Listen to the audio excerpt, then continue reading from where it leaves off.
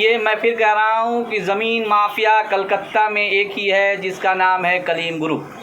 मैं फिर कह रहा हूँ कि ज़मीन माफिया एक ही है कलकत्ता में जिसका नाम है कलीम ग्रुप। नहीं, आपके पास कांग्रेस के प्रदेश ऑफिस में यहाँ माइटी की तरफ से एक प्रेस कॉन्फ्रेंस का एहतमाम किया गया, जिसमें ये वक्फ बोर्ड से ये मांग की गई कि पश्चिम बंगाल में जितने वक्फ की जायदाद है उसे आज़ाद की जाए और उसका जो असल मालिक है उसके हवाले की जाए। इसी सिलसिले में आज यहाँ एक प्रेस कॉन्फ्रेंस हुई और पार्क सर्कस में जो जगह है वक्फ की जो जायदाद है उस पर दूसरे लोगों का कब्ज़ा है। इसी मामले को लेकर यहाँ शमीम अख्तर ने कॉन्फ्रेंस का एहतमाम किया और कहा कि ये मामला कोर्ट में चला गया है और 14 तारीख को इसकी सुनवाई होने वाली है। आइए सुनते हैं कि उनका इस बारे में क्या कहना है। देखिए, एक बहुत ही ज़रूरी एक मुद्दा जो कौम का मुद्दा है जिसको लेकर मैं मुसलसल लड़ रहा हूँ और आज से नहीं पिछले 1.5 सालों से मैं इस मुद्दे को उठा रहा हूँ।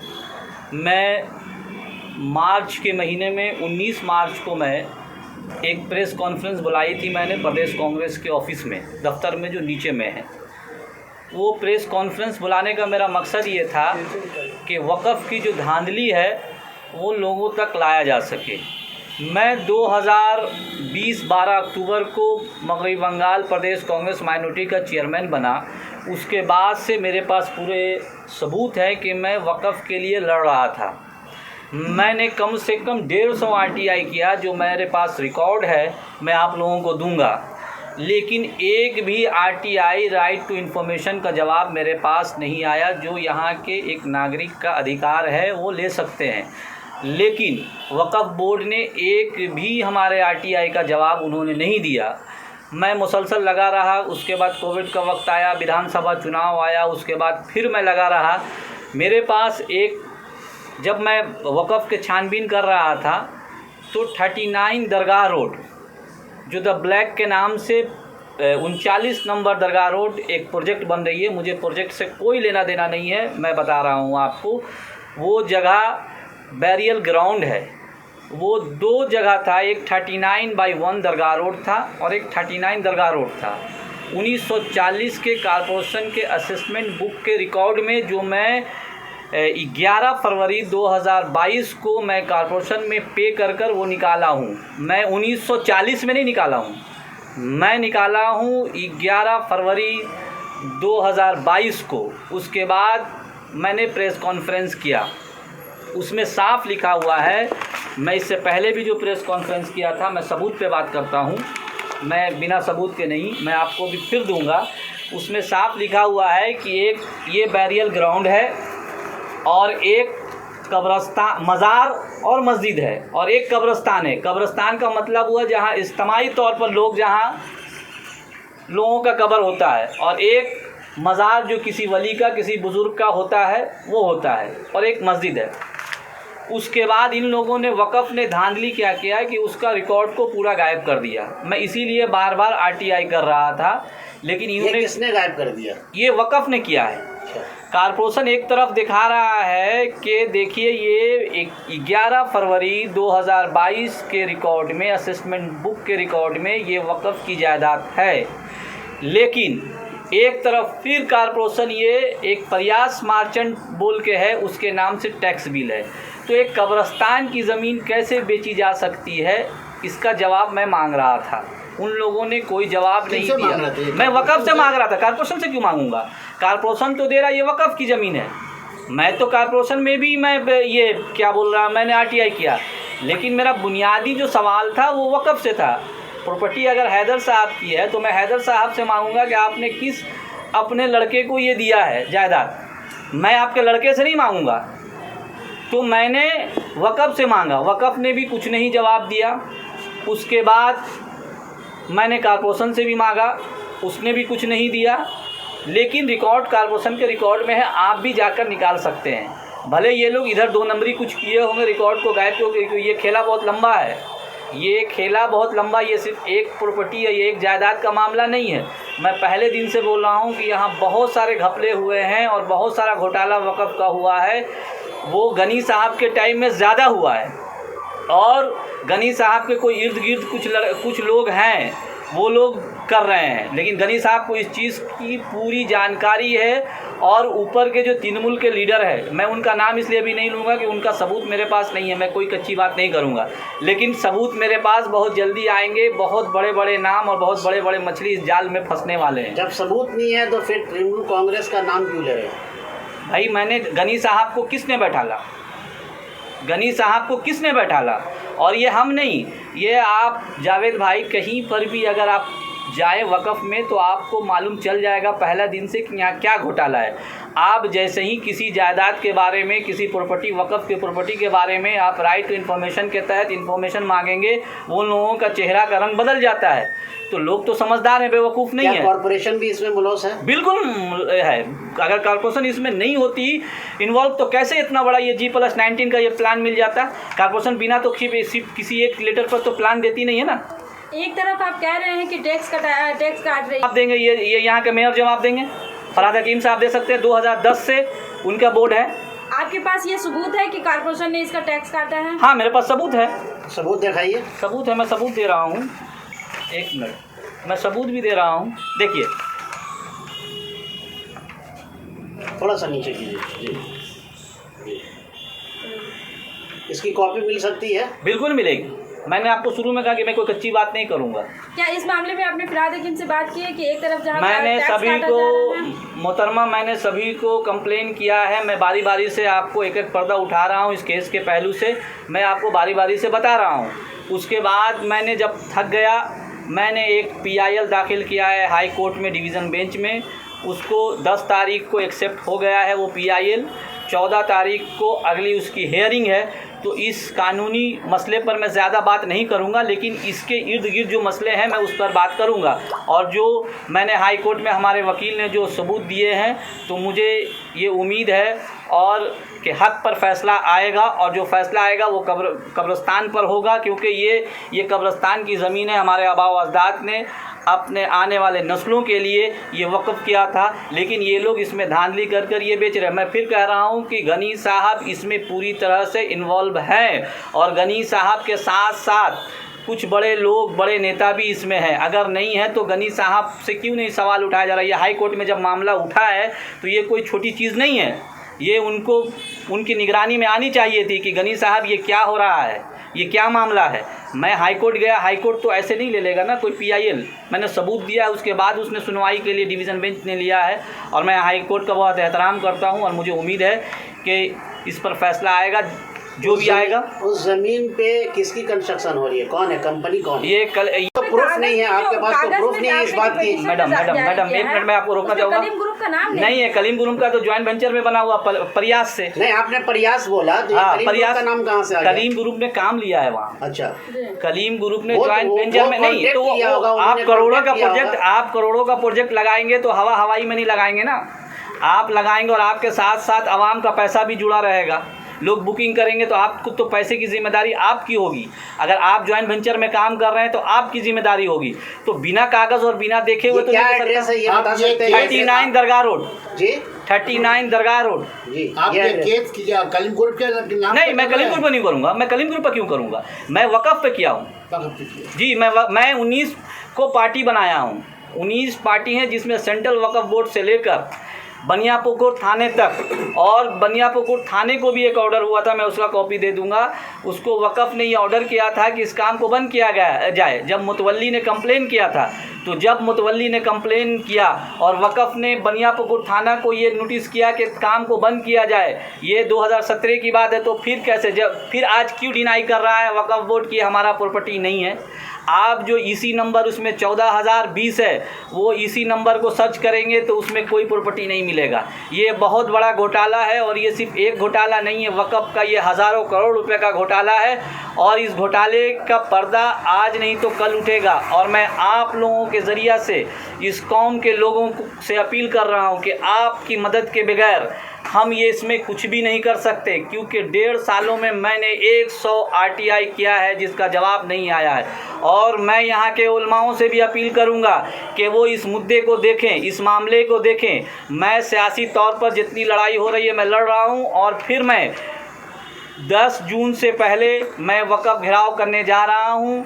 मैंने इससे पहले भी कहा था कि मैं कानूनी लड़ाई भी लड़ूंगा और सड़क पर भी लड़ूंगा, लेकिन मदद करनी होगी कौम को, मदद करनी होगी कौम के रहनुमाओं को, और उनको ये सवाल उठाना पड़ेगा गनी साहब से कि ये प्रॉपर्टी और ऐसे ऐसे कितने प्रॉपर्टी हैं बेनामी जो गैर कानूनी तौर से ट्रांसफ़र हुआ है। ऐसे बहुत सारी प्रॉपर्टी है जिस पर बुक्स नहीं कलीम है, ग्रुप मेरा कोई जाति बुक्स नहीं है, मेरे रास्ते में वो आए हैं, मेरा किसी से कोई मतलब नहीं है कि आपके रास्ते में आपने भी कहा कि सुनिए मेरे रास्ते में ही आए भाई। मेरा एक चीज़ पकड़ में आया कि यहाँ एक चोरी हुई है।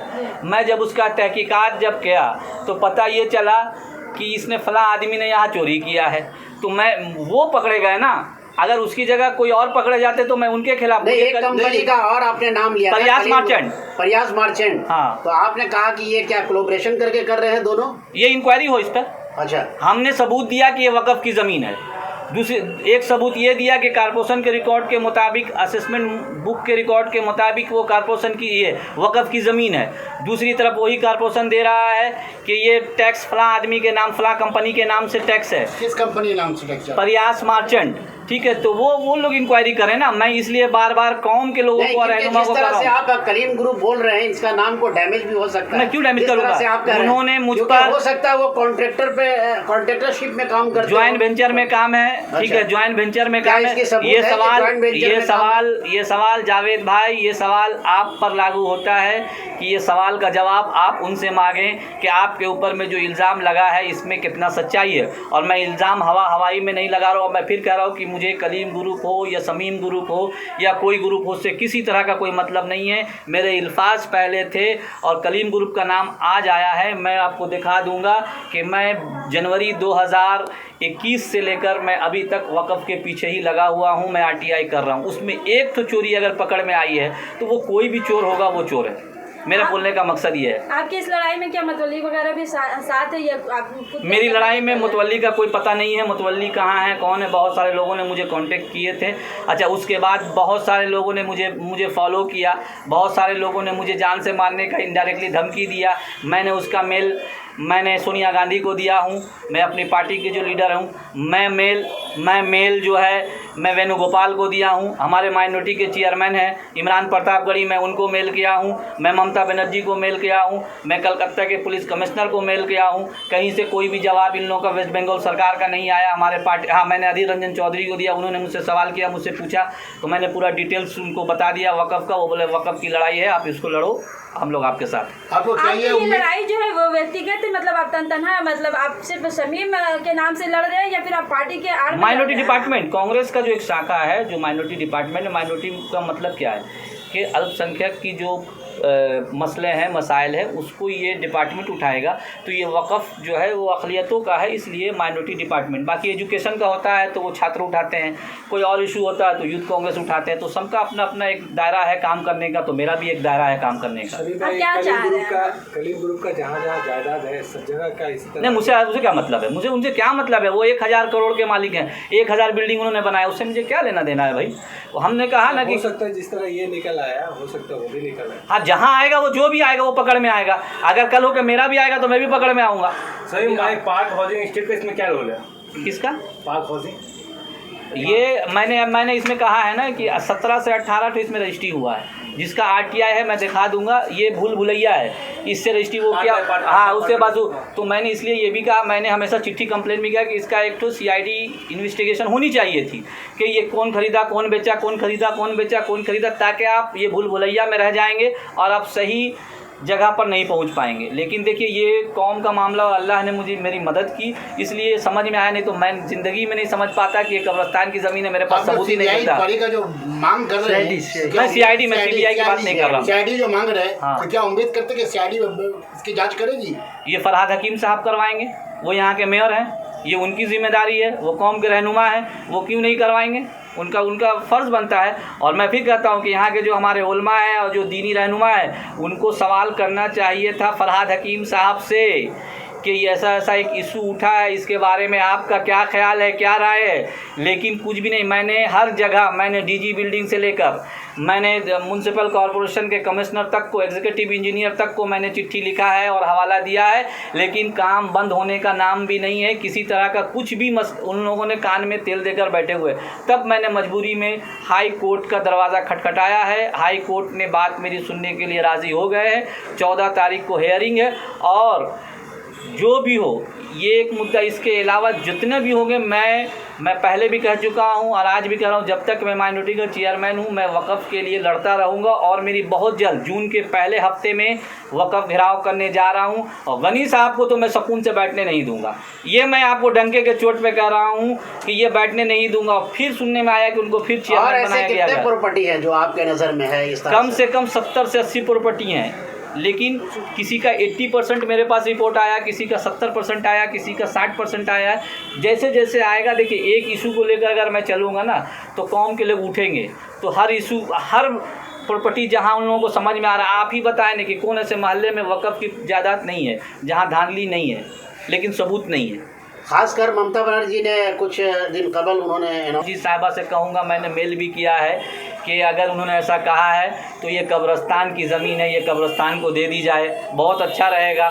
लोगों ने इस उम्मीद के साथ सेकुलरिज्म के नाम पर उनको वोट दिया था, तो मुसलमानों को मिलनी चाहिए कब्रिस्तान की ज़मीन। कब्रिस्तान का किस कमेटी के क्या है? ये कमेटी नहीं है, कमेटी क्या है, ये तो 1940 से पहले ये वक़्फ़ हुआ था, वक़्फ़ किया था। किस कमेटी का कब्रिस्तान है ये मुसलमान का है, ये मुसलमान का है। एक चीज़ बताइए शर्मिन साहब आप जी, कि अगर प्रयाग ग्रुप अगर कब कहाँ के दोषी है, मैं कलीम ग्रुप बोल दे, अगर ईमानदार हो बोल दे भाई कि जब तक ये आप जाइए ना वहाँ पे, वो बोले कि जब तक इसका रिपोर्ट नहीं आता है तब तक मैं काम बंद कर दूँ, वो ऐलान कर दे।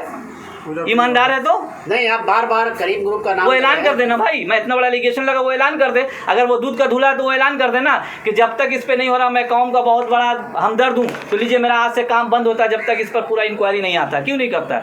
अभी जब से ये कोर्ट में मामला गया है, सुनने में आया है कि और रात दिन करके वो काम कर रहे हैं। तो चोर की दाढ़ी में टिंका, चोर की दाढ़ी में टिंका।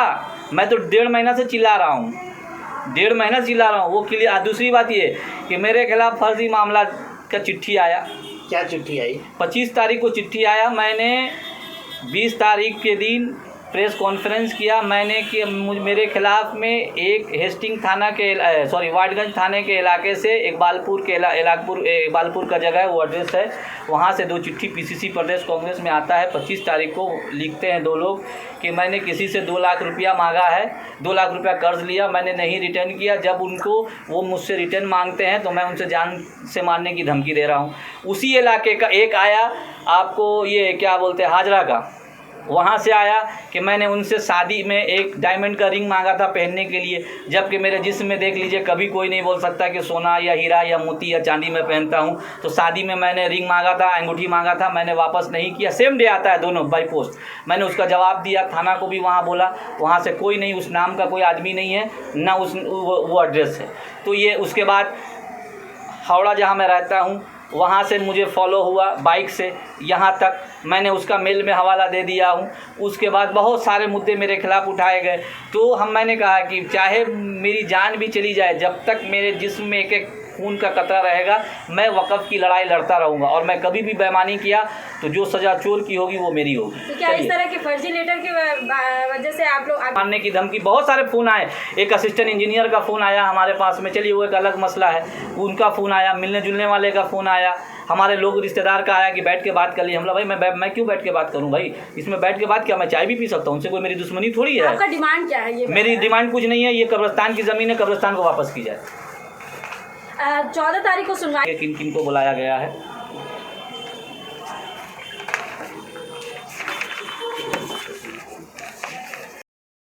देखिए, ये जो पहले तो सबको बुलाया गया है यहाँ, जैसे कि हमारे चेयरमैन साहब ने आप लोगों को बताया कि यहाँ के टोटल 18 पार्टीज है।